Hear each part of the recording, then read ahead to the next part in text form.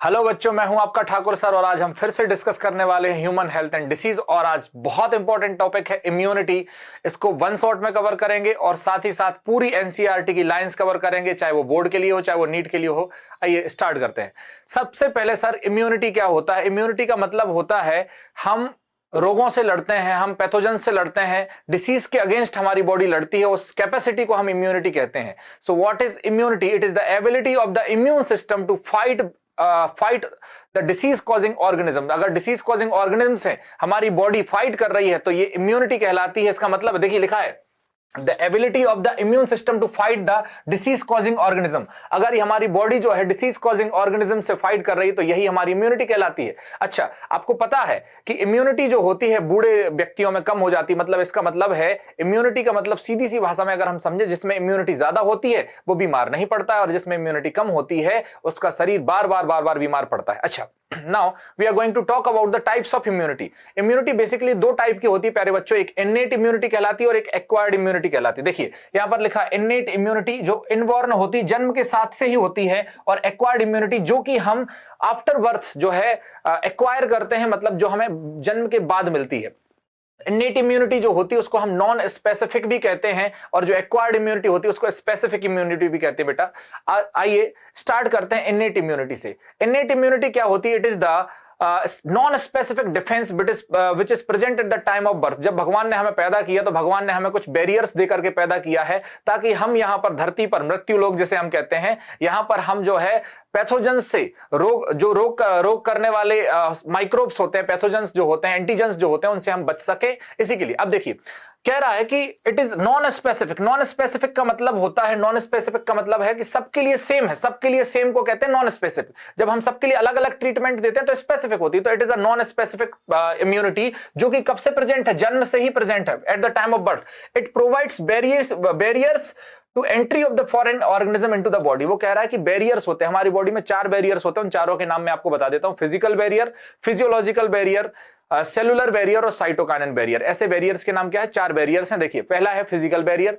दूसरा है physiological barrier, तीसरा है सेलुलर बैरियर और चौथा है साइटोकाइनिन्स। अब ऐसा समझ लीजिए हमारी बॉडी में अगर कोई घुस रहा है, बाहर से पैथोजेंस आ रहा है, तो सबसे पहले हमारी बॉडी क्या करेगी? उसको रोकने का काम करेगी। और बॉडी में रोकता कौन है? सबसे पहले रोकती है स्किन। और स्किन जो है वो हमारी सबसे पहली क्या कहलाती है बेटा? फिजिकल बैरियर कहलाती है। उसको फर्स्ट लाइन ऑफ डिफेंस भी कहते हैं। देखिए अगर मान लेते हैं कि हमारी बॉडी है तो हमारी बॉडी में अगर कोई भी जो है बैक्टीरिया घुसना चाह रहा है, कोई भी पैथोजन घुसना चाह रहा है, तो हमारी स्किन कहेगी नहीं नहीं भैया अलाउ नहीं है, यहां नहीं घुस सकते आप।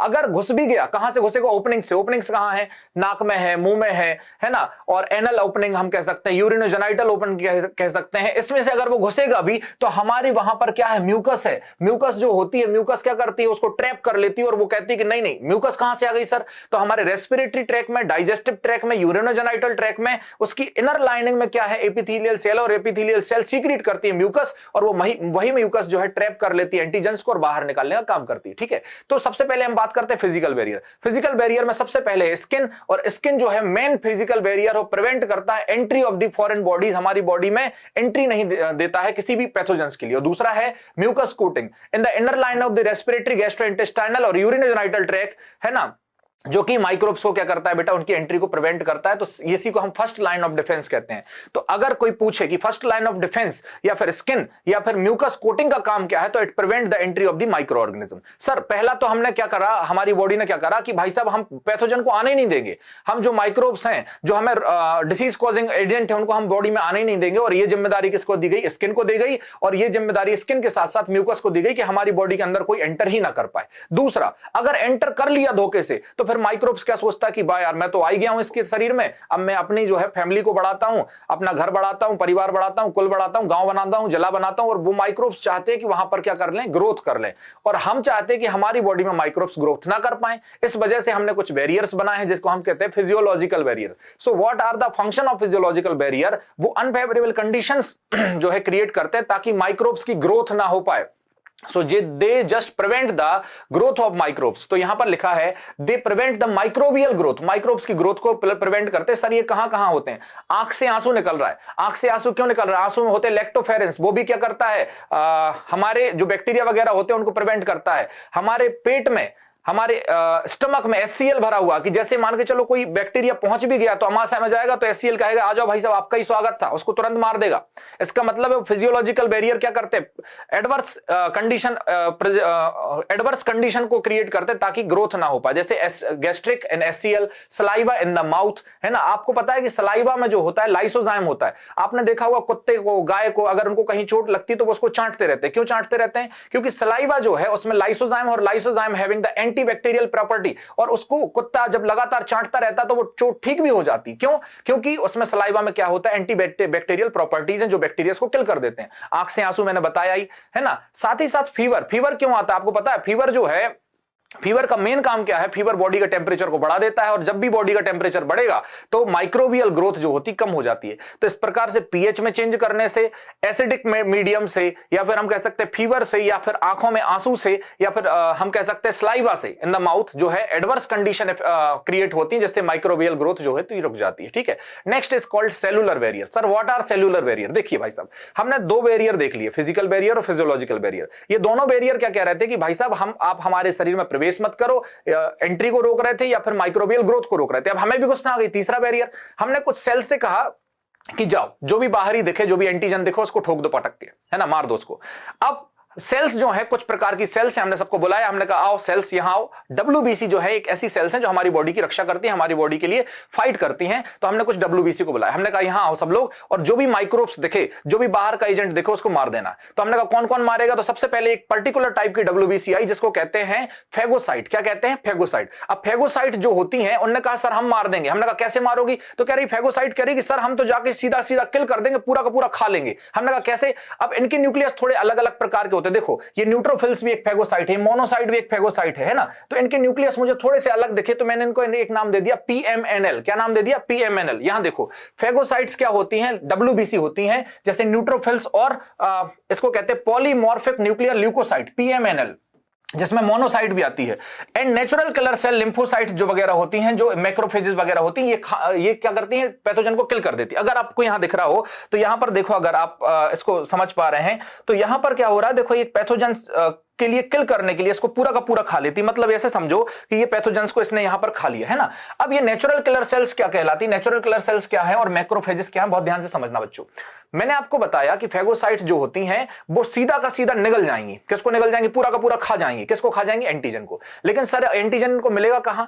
तो फेगोसाइट्स जो होती हैं वो दो जगह चली जाती। कुछ फेगोसाइट कहती बहन मैं तो ब्लड में रहूंगी, ब्लड में अगर सर्कुलेट करते करते कोई मुझे मिल गया तो उसको खा लूंगी।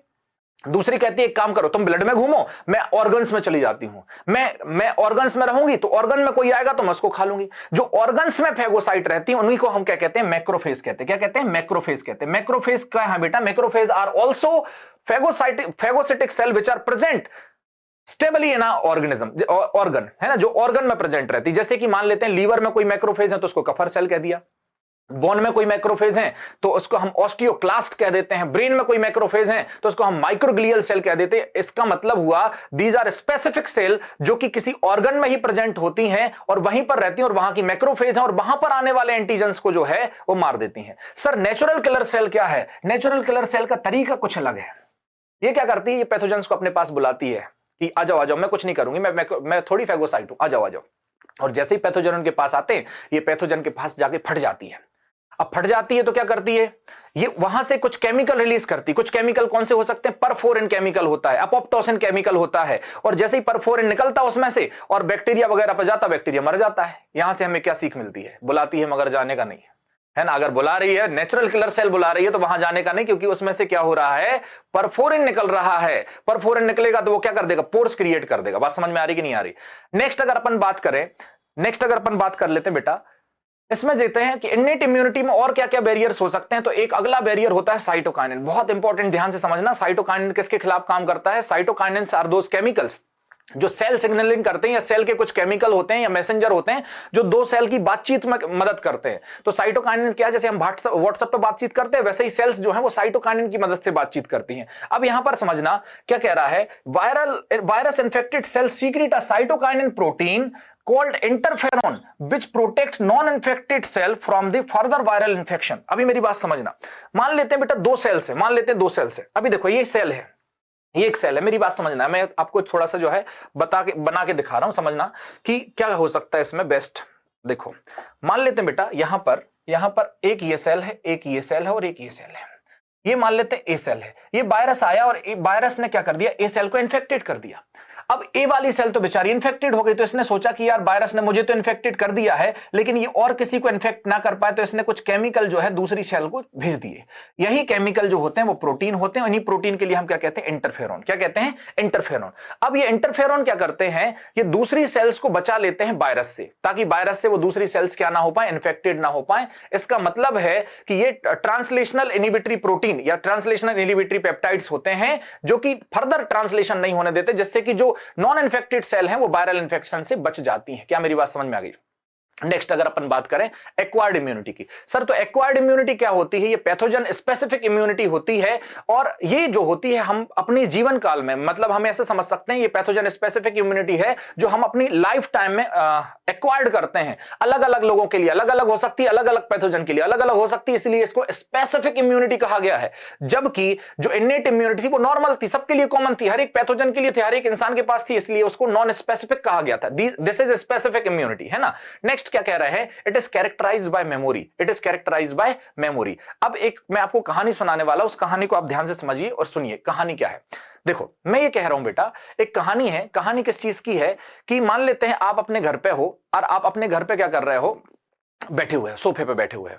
आप अपने घर पे सोफे पे बैठे हुए हो और तभी कोई एक अंकल आते हैं, जिन अंकल को आप नहीं जानते हैं, वो घंटी बजाते हैं। आप जैसे ही वहां पहुंचते हो तो वो अंकल कहते हैं, क्यों बेटा पापा है क्या घर पे? आप कहते हो पापा तो नहीं है। अब पापा नहीं है और वो कहते हैं ठीक है कोई बात नहीं, और वो अंदर आने के लगते हैं। तो आप सोचते हो कि आप कोई ऐसे व्यक्ति होंगे जिनको आप नहीं जानते हो सकते पापा के फ्रेंड हो सकते मेरे कोई दूर के रिश्तेदार हो, और आप कहते हैं आइए अंकल बैठिए। आप उनको घर पे बैठा देते हो। अंदर किचन में आपकी मम्मी काम कर रही होती, तो आप जाते हो किचन में अंदर की मम्मी कोई रिश्तेदार आए, कोई तो आए, पापा के बारे में पूछ रहे थे, मैं तो नहीं जानता, आप जाके देख लो। तो मम्मी कहती है कि तुम एक काम करो, पानी ले जाओ, जब तक मैं आ रही हूँ, खाना बना रही हूँ। तो आप पानी लेके जा रहे हो, और पानी लेके जैसे ही पहुंचते हो तो ना तो अंकल मिलते हैं, और ना जो घर में जो टीवी लगी थी हॉल में, ना वो टीवी मिलती है। इसका मतलब है कि वो अंकल जो थे वो चोर निकले, और वो आपकी टीवी भी ले गए, आपका सामान भी ले गए, और आपको जो है धोखा दे गए। अब आपकी मम्मी का गुस्सा तो आप पे फूटेगा ही कि तुम इतने समझदार नहीं हो क्या, तुम पहचान नहीं पाए क्या? अब अपन कैसे पहचाने यार भाई साहब, हम पहली बार में थोड़ी पहचान सकते हैं कि अपना है कि पराया है। हम पहली बार में ही थोड़ी रिकॉग्नाइज कर पाते हैं, हम तो तब रिकॉग्नाइज कर पाते जब हम बार बार किसी चीज से मिलते हैं। ठीक इसी प्रकार की चीज होती है हमारी बॉडी के साथ। हमारी बॉडी में जब कोई एंटीजन पहली ही बार आ रहा है, पहली बार आ रहा है, तो हमारी बॉडी पहचान ही नहीं पाती कि अच्छा है कि बुरा है, अपना है कि पराया है कि क्या है। तो हमारी बॉडी जो है उसके खिलाफ रिस्पॉन्स नहीं करती है, बहुत लो इंटेंसिटी का रिस्पॉन्स देती है। इसी को कहते हैं प्राइमरी रिस्पॉन्स। क्या कहते हैं? Primary response. लेकिन अगर मान लो सेम टाइप का पैथोजन जिसने हमें परेशान किया था, जिसने हमें बीमार किया था, वो हमारे पास दोबारा आता, तो हम उसको पटक के फिर मार देते हैं।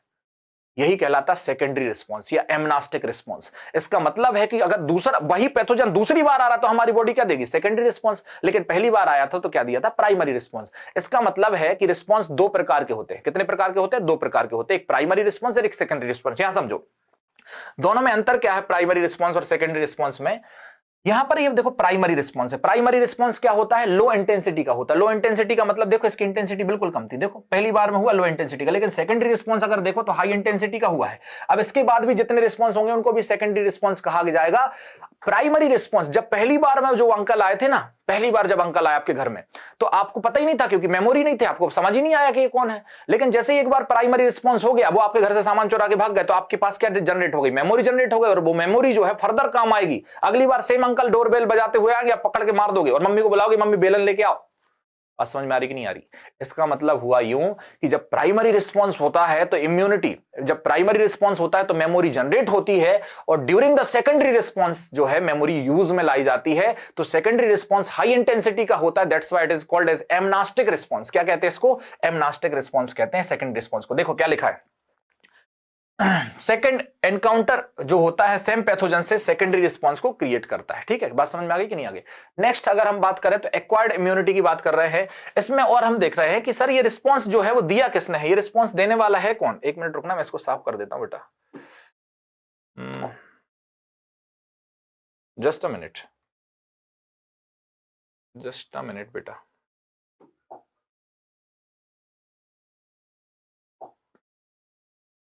चलिए अभी देखो प्राइमरी एंड सेकेंडरी रिस्पॉन्स जो है is carried out by the B lymphocyte and T lymphocyte. जो प्राइमरी और सेकेंडरी रिस्पॉन्स दिया है वो किसने दिया है? वो बी लिम्फोसाइट ने दिया है और टी लिम्फोसाइट ने दिया। किसने दिया है? बी लिम्फोसाइट और टी लिम्फोसाइट, ये दोनों जो है प्राइमरी और सेकेंडरी रिस्पॉन्स देने वाले थे। अभी मेरी बात समझना कि बी लिम्फोसाइट और टी लिम्फोसाइट ने कैसे रिस्पॉन्स दिया। बी लिम्फोसाइट जो है वो एंटीबॉडीज बनाती है। क्या बनाती है? एंटीबॉडीज। सर तो बी लिम्फोसाइट का तो काम है एंटीबॉडीज बनाना, टी लिम्फोसाइट का क्या काम है?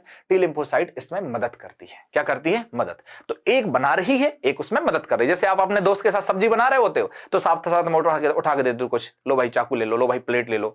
तो इसका मतलब एक बना रहा है और एक उसमें क्या कर रहा है? मदद कर रहा है। वैसे ही अगर यह पूछा जाए कि इम्यूनिटी या फिर यह पूछा जाए कि एंटीबॉडी बनाता कौन है, तो एंटीबॉडी बनाने वाली कौन है? B lymphocyte. कौन है? B lymphocyte. लेकिन उसमें मदद कौन करता है? मदद करती है कौन? T lymphocyte. देखिए लिखा है B lymphocyte produce antibodies.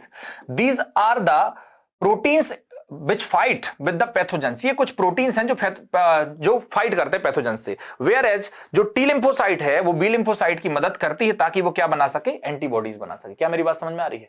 Next, अगर हम नेक्स्ट बात करें तो यही है इसमें भी कि बी लिम्फोसाइट जो होती है वो बी लिम्फोसाइट जो होती है वो प्लाज्मा वगैरह सेल में टूट जाती है और टी लिम्फोसाइट फिर जो होती है वो उसकी मदद करती है और फिर फाइनली जो है वो क्या बन पाती? एंटीबॉडीज बन पाती। यही बात दिखाने की कोशिश कर रहा है। नेक्स्ट अगर अपन बात करें स्ट्रक्चर ऑफ एंटीबॉडी की बात कर रहे हैं। किसकी बात कर रहे हैं? Structure of antibody. Sir structure of antibody क्या होती है? सबसे पहले तो समझ लो कि एंटीबॉडी जो होती है वो एक पॉलीपेप्टाइड है जिसमें 4 चेन रहती है। कितनी चेन रहती है? 4 चेन रहती है, जिसमें से 2 चेन रहती है लाइट और 2 चेन रहती है हैवी। जो बड़ी बड़ी चेन होती है उनको हैवी चेन कहते हैं और 2 छोटी छोटी चेन रहती है उनको लाइट चेन कहते हैं। इसलिए इसका फॉर्मूला लिखा जाता है L2H2। क्या फॉर्मूला लिखा जाता है? L2H2। L for light, H for heavy. तो 2 हैवी 2 लाइट। अब देखो ये जो स्ट्रक्चर दिख रहा है आपको यही है एंटीबॉडी का स्ट्रक्चर। एक और बात समझो कि एंटीबॉडी जो होती है वो एक सॉल्युबल मॉलिक्यूल है सॉल्युबल मॉलिक्यूल जो प्रोटीनियस है और प्रोटीनियस इस वजह से पेप्टाइड से बना है। और कितनी पेप्टाइड है? 4 पेप्टाइड है, 2 शॉर्ट चेन है, 2 हैवी है और 2 लाइट है। अब एक बात समझो यहां पर क्या होता है, यहां पर 2 साइट होते हैं। देखो यहां पर तो वो सेल से ही जुड़ी रहती है और यहां पर जो होता है एंटीजन आकर के बाइंड करता है। एंटीजन इस वाली साइट पर बाइंड करता है, इसी वजह से इसको कहते हैं एंटीजन बाइंडिंग साइट, है ना। एंटीजन बाइंडिंग साइट होती है।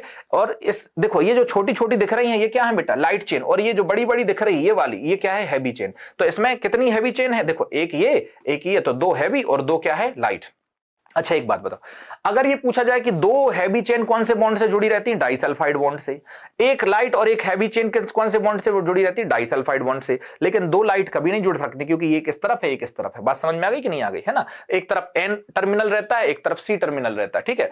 अब यहां पर कह रहा है टाइप ऑफ एंटीबॉडी। अच्छा टाइप ऑफ एंटीबॉडी, कितने प्रकार की एंटीबॉडी होती है सर? इसको कैसे याद करेंगे? इसको मैं याद करा देता हूं आपको कि कितने प्रकार की एंटीबॉडी होती है। इसको मैं याद करवाता हूं गम दे। किससे? गम दे। GAM खुशी दे या गम दे, गम दे।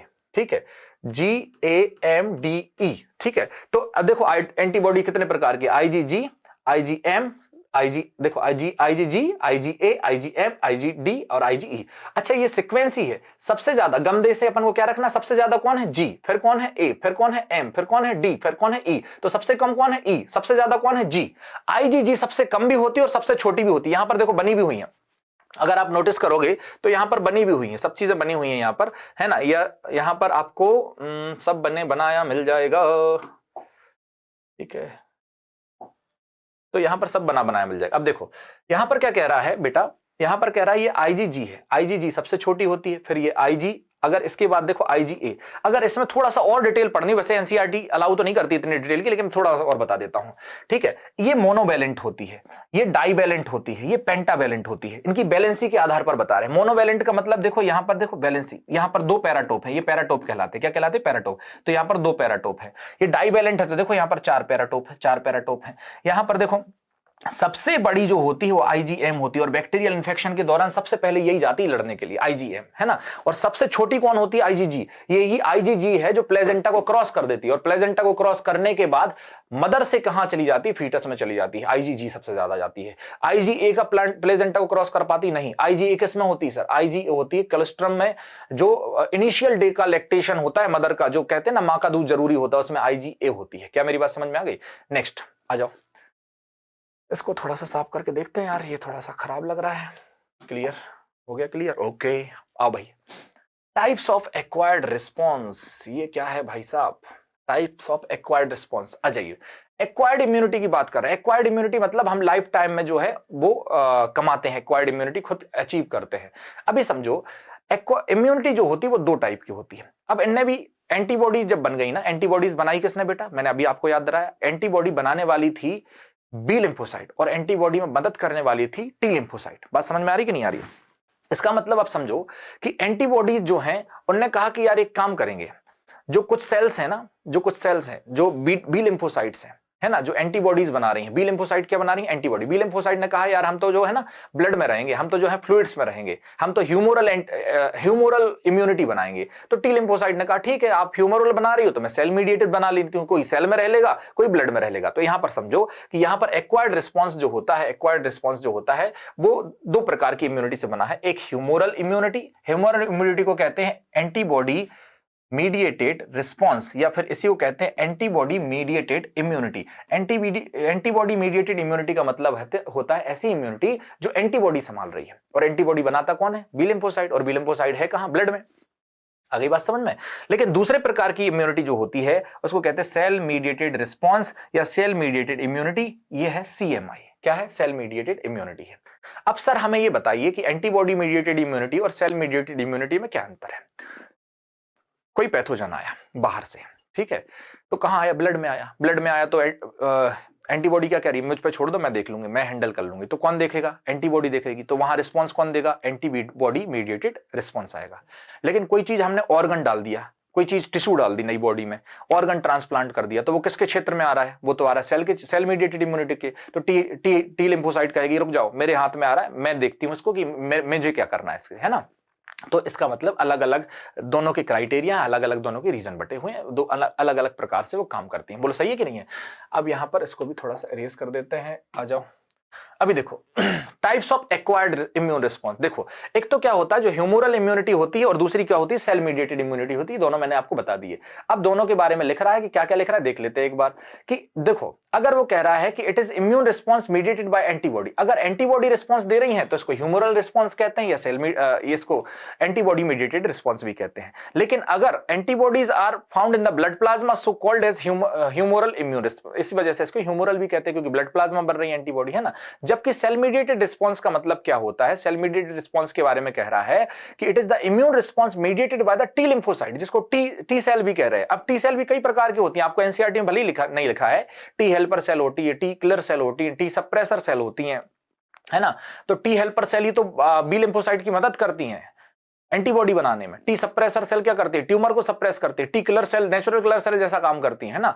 अब हमारी टी हेल्पर सेल की एक विशेषता है, एक क्वालिटी है कि वो सेल्फ और नॉन सेल्फ को आइडेंटिफाई करती है। फॉर एग्जांपल मान लेते बेटा कि हम किसी व्यक्ति में किडनी डाल रहे हैं, किडनी ट्रांसप्लांट करा रहे हैं, उसमें ऑर्गन दे रहे हैं, तो वो टी हेल्पर सेल जो होती है वो रिकॉग्नाइज कर लेती है, ये तो अपनी किडनी है ही नहीं, ये तो दूसरे की है, तो वो उसी के खिलाफ काम करने लग जाती है, उसको रिजेक्ट करने लग जाती है। तो वो उसको कहते हैं ग्राफ्ट रिजेक्शन। जो अपन कोई नई चीज लगा रहे हैं उसको ग्राफ्ट रिजेक्शन कह रहे हैं। तो हम क्या करते हैं, इम्यूनोसप्रेसिव देते हैं। इम्यूनोसप्रेसिव क्या होते हैं, ऐसे ड्रग होते हैं जो इम्यून रिस्पॉन्स को क्या कर देते हैं, सप्रेस कर देते हैं, जिसमें आपको एक पढ़ाया गया होगा साइक्लोस्पोरिन ए। तो वो इम्यूनोसप्रेसिव होते हैं। कुछ स्टेरॉइड्स देते हैं, कुछ और ड्रग होते हैं जो इम्यूनिटी के रिस्पॉन्स के खिलाफ दिए जाते हैं। ऐसे ड्रग्स को हम देते हैं जिनको इम्यूनोसप्रेसिव कहा जाता है, और ये लॉन्ग टर्म तक देने पड़ते हैं किसी पेशेंट में अगर अपन ने कोई ऑर्गन ट्रांसप्लांट करा है, क्योंकि ये सेल्फ और नॉन सेल्फ को आइडेंटिफाई करते हैं। खासकर ऐसे लोगों के बीच में जो डोनर और रेसिपिएंट होता है उनमें टिश्यू और ब्लड मैचिंग तो कराई जाती है, टिश्यू मैचिंग भी कराई जाती है, HLA मैचिंग कराया जाता है। HLA जो होते हैं ह्यूमन ल्यूकोसाइट एंटीजन वगैरह कहलाते हैं, जो आपके सिलेबस में नहीं है, उनको भी मैच कराया जाता है। तब जो है डोनर से अपन जो है किसी के लिए अपन दे सकते हैं किडनी वगैरह। तो इसमें बेस्ट डोनर कौन हो सकते हैं, सिबलिंग्स हो सकते हैं, भाई बहन, या भाई भाई हैं या बहन बहन है, वो एक दूसरे के लिए बेस्ट डोनर हो सकते हैं। ठीक है, नेक्स्ट अगर और बात करें तो हम कह रहे हैं कि बेटा अगर टिश्यू मैचिंग करवाई जाती है और ब्लड ग्रुप मैचिंग करवाई जाती है, पहले जब हम टिश्यू और ब्लड ग्रुप की मैचिंग करवाते हैं, कब, जब ऑर्गन ट्रांसप्लांट करवाते हैं, तो उसी को अपन कहते हैं टिश्यू ग्रुप मैचिंग। और ठीक है, और अगर वही मैंने बताया अभी आपको कि अगर मान लेते हैं कि हमने ट्रांसप्लांट करवा दिया ऑर्गन का और मैचिंग नहीं करवाई, तो इम्यूनोसप्रेसिव देने पड़ेंगे, है ना। इम्यूनोसप्रेसिव मैंने आपको बता ही दिए। आगे और बात करेंगे बेटा कि टाइप्स ऑफ एक्वायर्ड इम्यूनिटी कितनी होती है। हाँ, ये बेहतरीन टॉपिक है, बेहतरीन टॉपिक, बहुत ध्यान से समझना। एक्टिव का मतलब जिसमें एनर्जी लगे, एक्टिव का मतलब जो खुद से करनी पड़े, है ना। तो एक्वायर्ड इम्यूनिटी दो टाइप की होती है, एक एक्टिव और एक पैसिव।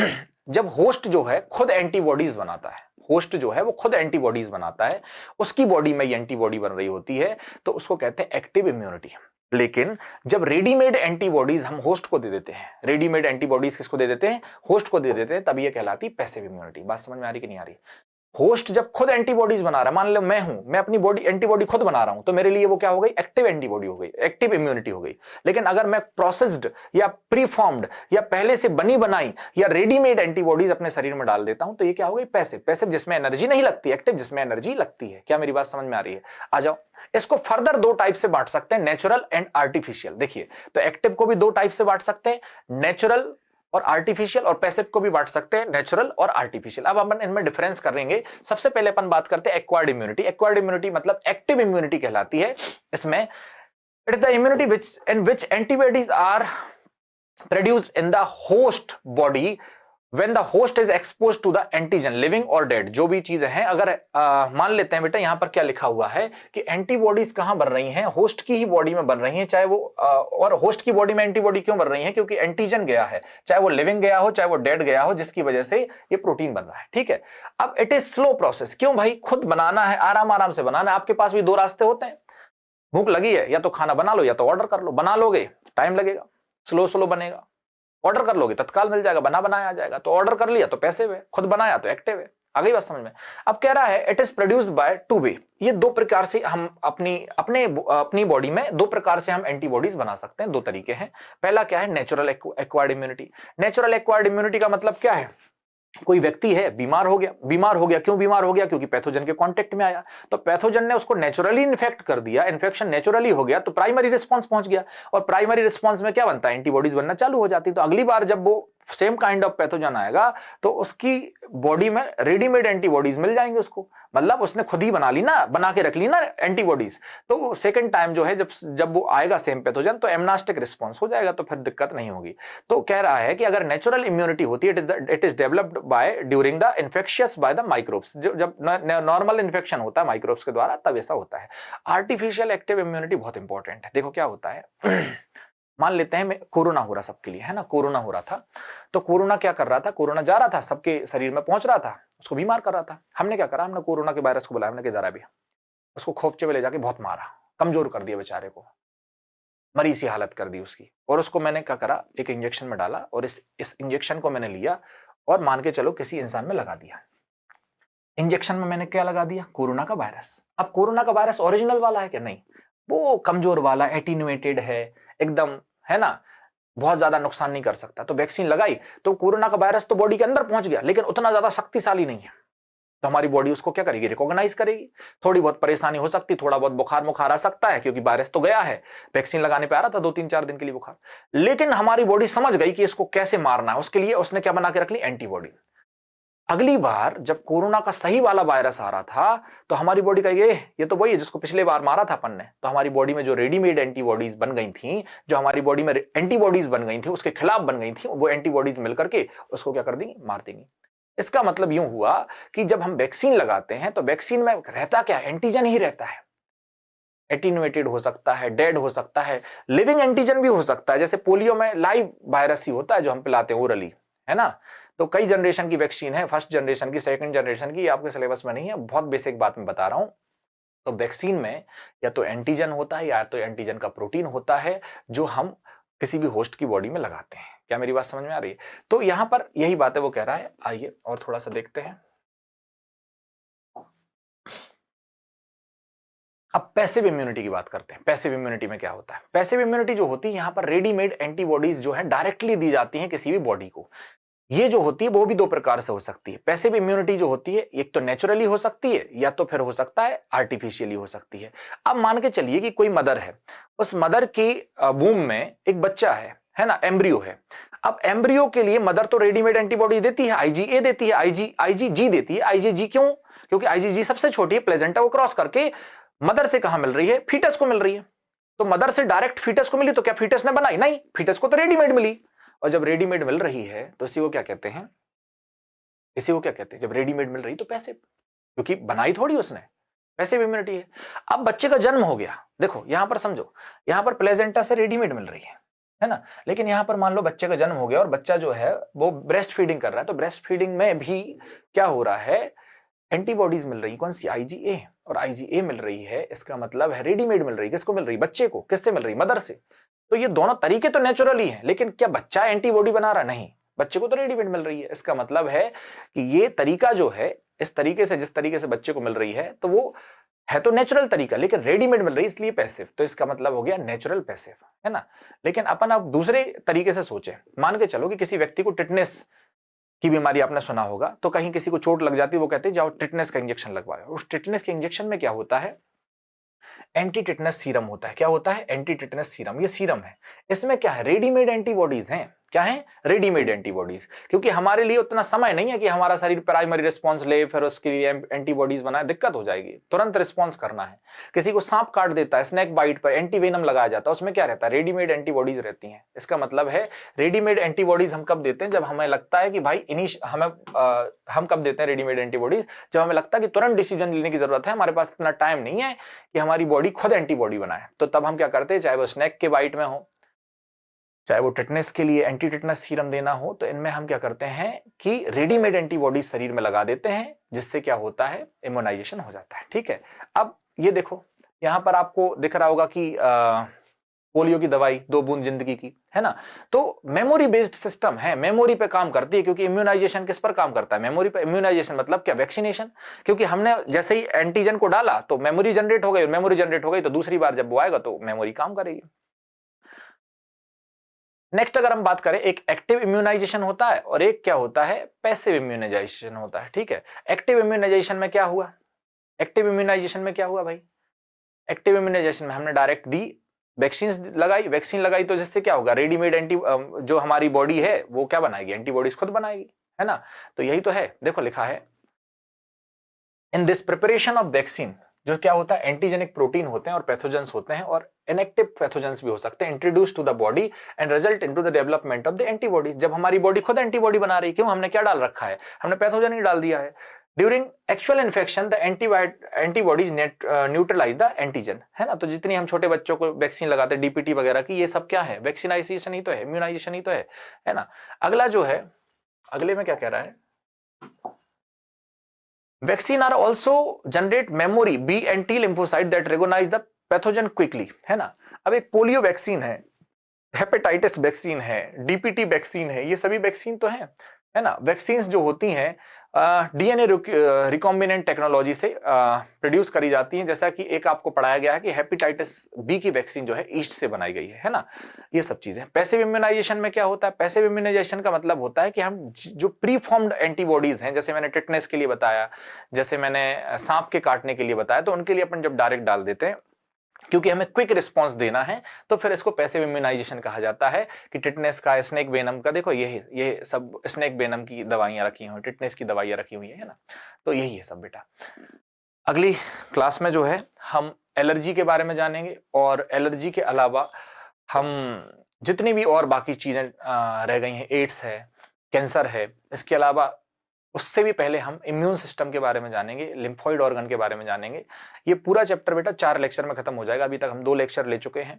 अगर आपको लेक्चर्स पसंद आ रहे हो, वैसे ये इन लेक्चर्स का पर्पस जो है क्विक रिवीजन है, क्विक रिवीजन के लिए बेस्ट है बेटा, क्योंकि आपकी एनसीईआरटी की सभी लाइन कवर हो रही है। और इसके बाद प्लीज एनसीईआरटी पढ़िएगा। आप एनसीईआरटी पढ़ेंगे तो आपको लगेगा कि मुझे लाइन टू लाइन समझ में आ रहा है। एनसीईआरटी से एक्स्ट्रा कुछ नहीं है, सिर्फ एनसीईआरटी बेस्ड आपके पास कंटेंट है, इंटरेक्टिव कंटेंट है। अगर आपको पसंद आ रहा हो तो आप चैनल को लाइक कीजिएगा, सब्सक्राइब कीजिएगा, और अपने फेवरेट दोस्तों को, जिनको आप बहुत चाहते हैं, बहुत प्यार करते हैं, उनके लिए इनको शेयर करिएगा। थैंक यू बेटा।